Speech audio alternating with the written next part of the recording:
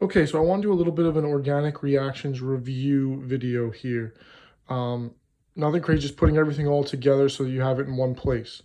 We'll stick with just the basics for each type of reaction. So first here we have substitution, right?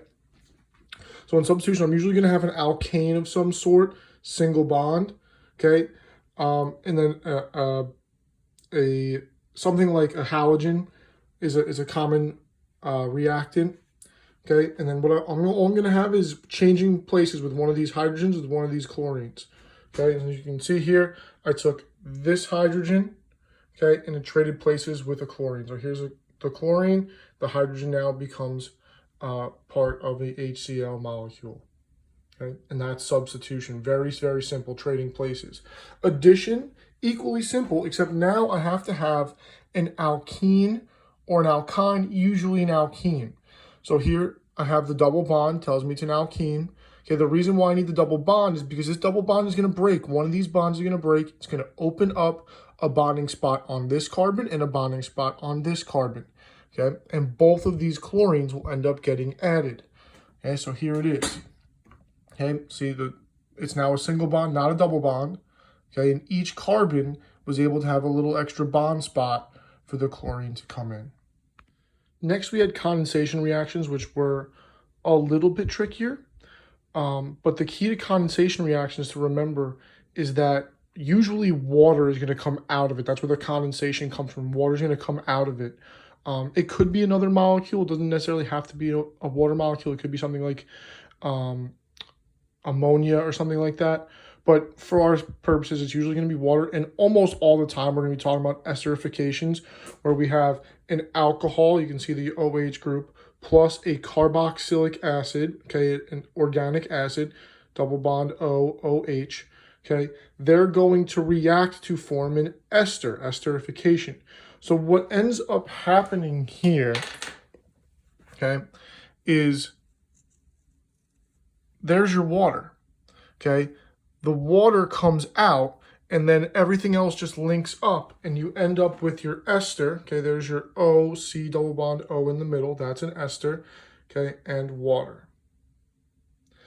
Now, another one that was an example in your reading and something that we don't really talk about too much besides just kind of what it forms is saponification.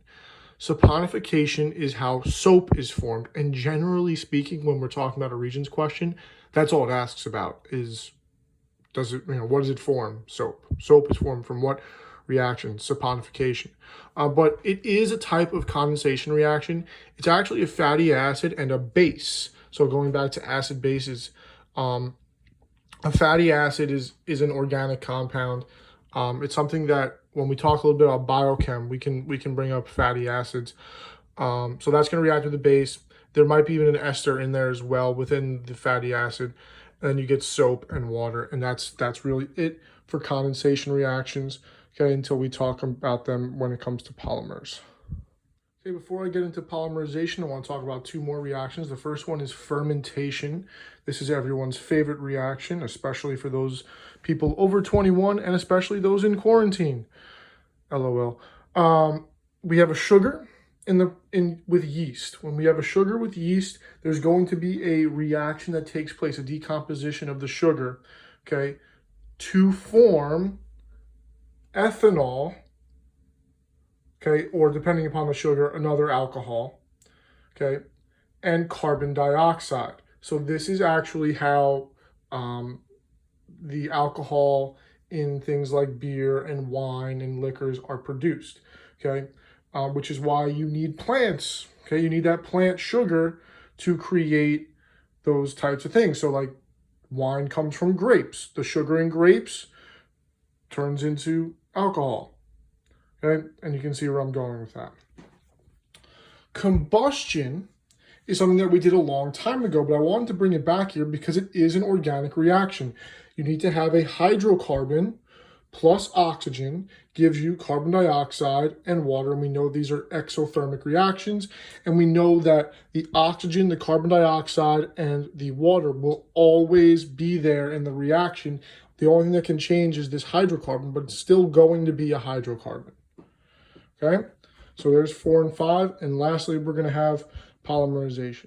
So last up, polymerization, but we have two types. The more common one that we see for regions, something like that, is addition polymerization, okay, where we keep it really simple, where we have an addition reaction, oftentimes between two alkenes.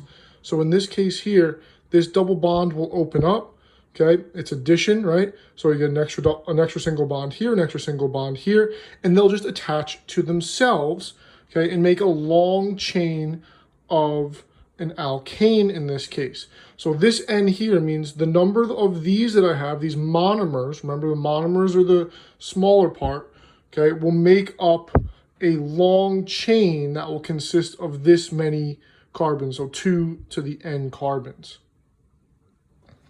Okay.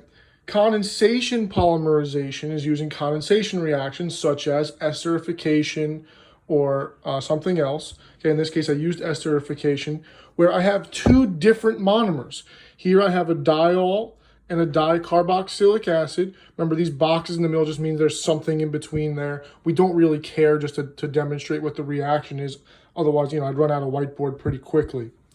Okay, so here's my monomers. I have the diol, I have dicarboxylic acid, and I make an ester. You can see the ester group right in the middle here, and you can see that I have another spot where it can link to an O here, another spot where it can link to a C double bond O here. So I'm going to create more esters as I go along, creating a polyester.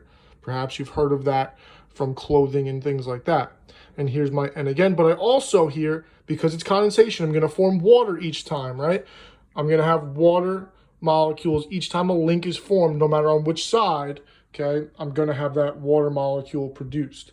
So for actually each one of these, I'm going to get 2 water molecules. So instead of the N, I made a mistake here. I can fix it right now. This should be the 2N H2O. All right. So those are all the organic reactions that we've been doing over the last week and a half or so. Okay. So now I'm not going to put any questions on this video, but I am going to put a worksheet on Teams. Please complete that.